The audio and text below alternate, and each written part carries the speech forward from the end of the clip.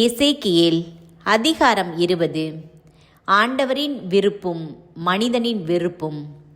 7ஆம் ஆண்டில் 5ஆம் மாதத்தின் 10ஆம் நாளன்று இஸ்ரவேல் மக்களின் பெரியோருள் சிலர் ஆண்டவரின் திருவுளத்தை கேட்டறிய வந்து என் முன் அமர்ந்தனர்.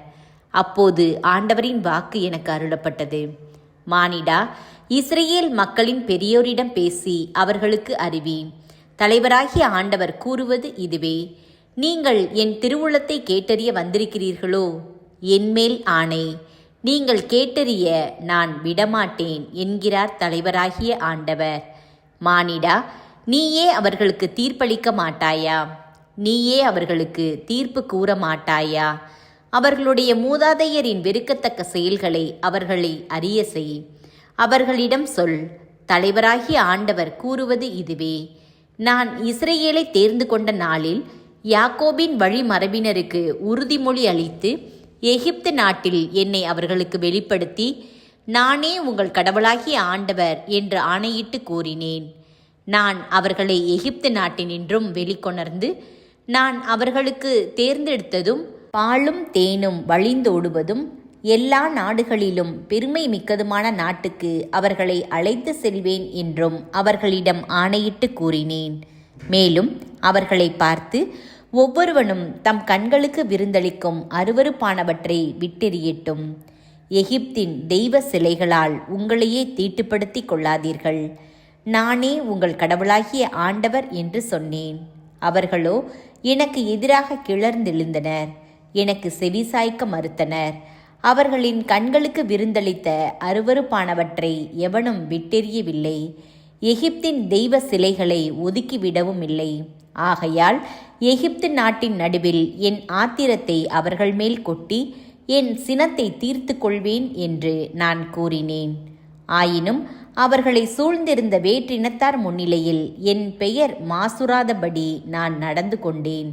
இவ்வேற்றினத்தாரின் கண்முன் அன்றோ நான் அவர்களை எகிப்து நாட்டினின்று வெளிக்கொணர்ந்து என்னை அவர்களுக்கு வெளிப்படுத்தினேன். ஆக நான் அவர்களை எகிப்து நாட்டினின்று புறப்பட செய்து பாலை நிலத்துக்கு கூட்டி வந்து வாழ்வளிக்கும் என் நியமங்களை அவர்களுக்கு கொடுத்து வாழ்வு தரும் என் நீதி நெறிகளை அவர்களுக்கு வெளிப்படுத்தினேன். அவற்றை கடைபிடிப்போர் வாழ்வு பெறுவர். மேலும் அவர்களை புனிதப்படுத்தும் ஆண்டவர் நானே என்பதை அவர்கள் அறிந்து கொள்ளும்படி என் ஓய்வு நாள்களை எனக்கும் அவர்களுக்கும் இடையே ஓர் அடையாளமாக தந்தருளினேன். ஆனால் இஸ்ரவேல் வீட்டார் பாலை நிலத்தில் எனக்கெதிராக கிளர்ச்சி செய்தனர். கடைபிடிப்போர்க்கு வாழ்வளிக்கும் என் நியமங்களின்படி அவர்கள் நடக்காமல் என் நீதி நெறிகளை ஒதுக்கி வைத்துவிட்டு என் ஓய்வு நாள்களையும் மிகவும் இழிவுபடுத்தினார்கள். எனவே பாலை நிலத்திலேயே என் ஆத்திரத்தை அவர்கள் மேல் கொட்டி அவர்களை அழித்துவிடப் போவதாக நான் கூறினேன். ஆயினும் நான் இவர்களை புறப்பட செய்ததை கண்ட வேற்றினத்தார் முன்னிலையில் என் பெயர் மாசுராதபடி நடந்து கொண்டேன். மேலும் நான் அவர்களுக்கு அளிக்கவிருந்ததும் பாலும் தேனும் வழிந்தோடுவதும் எல்லா நாடுகளிலும் பெருமை மிக்கதுமான நாட்டுக்கு அவர்களை அழைத்து செல்ல மாட்டேன் என்று பாலை நிலத்தில் அவர்களிடம் ஆணையிட்டு கூறினேன். ஏனெனில் என் நீதி நெறிகளை அவர்கள் ஒதுக்கிவிட்டனர். என் நியமங்களின்படி அவர்கள் நடக்கவில்லை. என் ஓய்வு நாள்களை அவர்கள் இழிவுபடுத்தினார்கள். அவர்களின் தெய்வச் சிலைகளையே அவர்களின் இதயம் நாடியது. ஆயினும் நான் அவர்களை கண்ணோக்கி அழிக்காமல் விட்டுவிட்டேன்.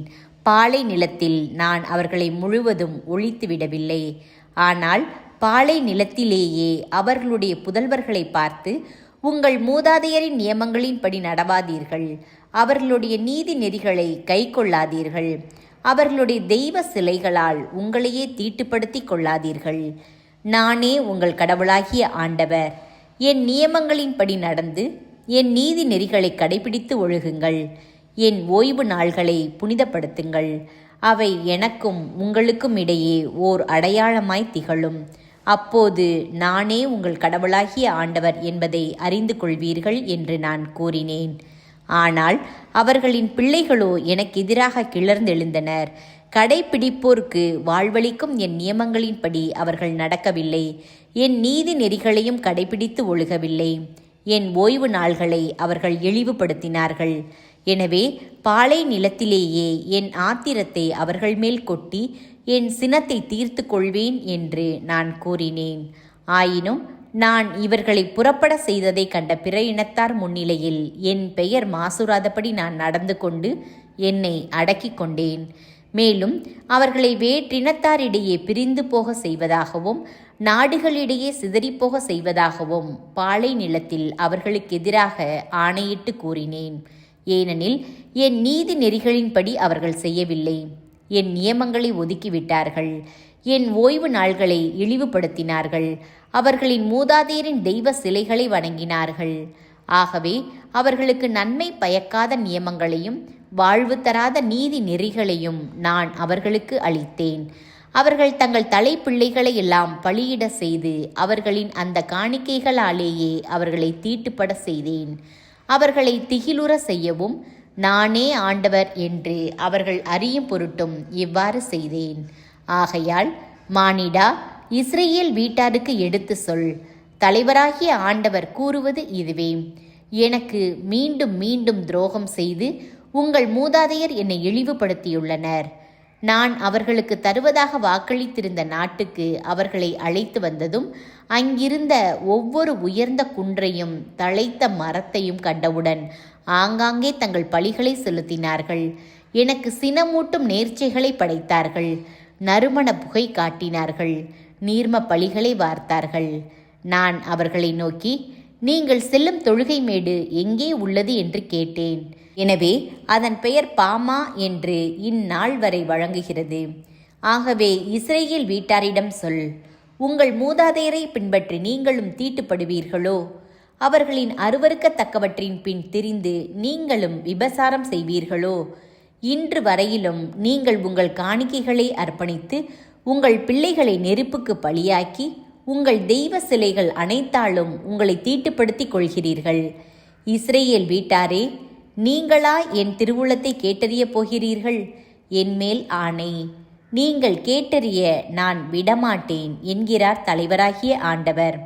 மேலும் மரத்தையும் கல்லையும் வழிபட்டு நாங்களும் வேற்றினத்தாரைப் போலவும் வேற்று நாடுகளின் குடிமக்களைப் போலவும் இருப்போம் என்று உங்கள் மனதில் எழும் எண்ணம் நிறைவேறப் போவதே இல்லை. கடவுள் தண்டிக்கிறார், பொறுத்தருள்கிறார். இது என்மேல் ஆணை என்கிறார் தலைவராகிய ஆண்டவர். வலிமை மிகு கையோடும் ஓங்கிய புயத்தோடும் வெளிப்படும் சினத்தோடும் நான் உங்களை ஆள்வேன். வலிமை மிகு கையோடும் ஓங்கிய புயத்தோடும் சீறிவரும் சினத்தோடும் பிற மக்களினங்களிடையே இருந்து உங்களை அழைத்து வந்து நீங்கள் சிதறி கிடக்கும் நாடுகளில் இருந்து உங்களை ஒன்று சேர்ப்பேன். உங்களை வேற்றினத்தாரின் பாலை நிலத்துக்கு அழைத்து சென்று அங்கே உங்களை நேருக்கு நேராய் தீர்ப்பிடுவேன். எகிப்து நாட்டின் பாலை நிலத்தில் உங்கள் மூதாதையரை தீர்ப்பிட்டது போல் உங்களையும் நான் தீர்ப்பிடுவேன் என்கிறார் தலைவராகிய ஆண்டவர். உங்களை என் கோலின் கீழ் கடந்து போக செய்து உடன்படிக்கையின் கட்டுக்குள் கொண்டு வருவேன். கிளர்ச்சி செய்வோரையும் என்னை மீறி நடப்போரையும் உங்களிடையே இருந்து களைந்து விடுவேன். அவர்கள் வாழும் நாட்டிலிருந்து நான் அவர்களையும் அழைத்து வருவேன். ஆனால் இஸ்ரேல் நாட்டினுள் அவர்கள் புகமாட்டார்கள். அப்போது நானே ஆண்டவர் என்று அறிந்து கொள்வீர்கள். தலைவராகிய ஆண்டவர் கூறுவது இதுவே: இஸ்ரேல் வீட்டாரே, நீங்கள் ஒவ்வொருவரும் போய் உங்கள் தெய்வ சிலைகளை வழிபட்டு கொள்ளுங்கள். ஆனால் பின்னர் நீங்கள் எனக்கு செவிசாய்த்து உங்கள் காணிக்கைகளாலும் தெய்வ சிலைகளாலும் என் பெயரை மாசுபடுத்தவே மாட்டீர்கள். என் திருமலையில் இஸ்ரேல் நாட்டு மலைமுகட்டில் வாழும் இஸ்ரேல் வீட்டார் அனைவரும் அந்நாட்டில் என்னை வழிபடுவர் என்கிறார் தலைவராகிய ஆண்டவர். அங்கே நான் அவர்களை ஏற்றுக்கொள்வேன். அங்கே உங்கள் புனித பலிகள் அனைத்தோடும் படையல்களையும் முதற்பலன் காணிக்கைகளையும் நான் எதிர்பார்த்து நிற்பேன். பிற மக்களினங்களிடையே இருந்து உங்களை அழைத்து வருவேன். நீங்கள் சிதறி கிடக்கும் நாடுகளிலிருந்து நான் ஒன்று சேர்க்கும் போது உங்களை நறுமண காணிக்கையாக ஏற்றுக்கொள்வேன். அப்போது நான் தூயவர் என்பது உங்கள் மூலம் வேற்றினத்தாருக்கு வெளிப்படும். இவ்வாறு நான் உங்கள் மூதாதையருக்கு தருவதாக ஆணையிட்டு கூறிய இஸ்ரேல் நாட்டுக்கு நான் உங்களை அழைத்து வரும்போது நானே ஆண்டவர் என்பதை அறிந்து கொள்வீர்கள். உங்கள் வழிகளையும் உங்களை தீட்டுப்படுத்தி கொள்ள செய்த செயல்கள் அனைத்தையும் அங்கே நீங்கள் நினைத்து நீங்கள் புரிந்த எல்லா தீச்செயல்களின் பொருட்டும் உங்களையே மிகவும் நொந்து கொள்வீர்கள். இஸ்ரேல் வீட்டாரே, உங்கள் தீய வழிகளுக்கும் கெட்ட பழக்கங்களுக்கும் ஏற்ப நான் உங்களை நடத்தாமல் என் பெயரின் பொருட்டு உங்களுக்கு இவ்வாறெல்லாம் செய்யும்போது நானே ஆண்டவர் என்பதை நீங்கள் அறிந்து கொள்வீர்கள் என்கிறார் தலைவராகிய ஆண்டவர். தெற்கு எரிகிறது. ஆண்டவரின் வாக்கு எனக்கு அருளப்பட்டது. மானிடா, நீ உன் முகத்தை தெற்கு நோக்கி திருப்பி தென் பகுதிக்கு எதிராக அருளுரையாற்றி நெகேபின் நிலப்பரப்பின் காட்டு வெளிக்கு எதிராக இறைவாக்குரை. நெகேபில் இருக்கும் காட்டு வெளிக்கு சொல், ஆண்டவரின் வாக்கை கேள்.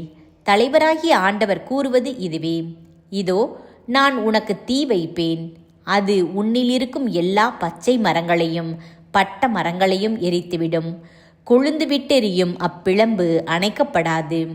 தென் திசை முதல் வட திசை வரை இருக்கும் எல்லா முகங்களும் அதனால் கருகி போகும். ஆண்டவராகிய நானே அதை கொளுத்தினேன் என்பதை யாவரும் அறிந்து கொள்வார்கள். அதுவோ அணைந்து போகாது. அப்போது நான், தலைவராகிய ஆண்டவரே, இவன் உவமைகளை புனைபவன் அன்றோ என்று என்னை குறித்து சொல்கிறார்களே என்று முறையிட்டேன்.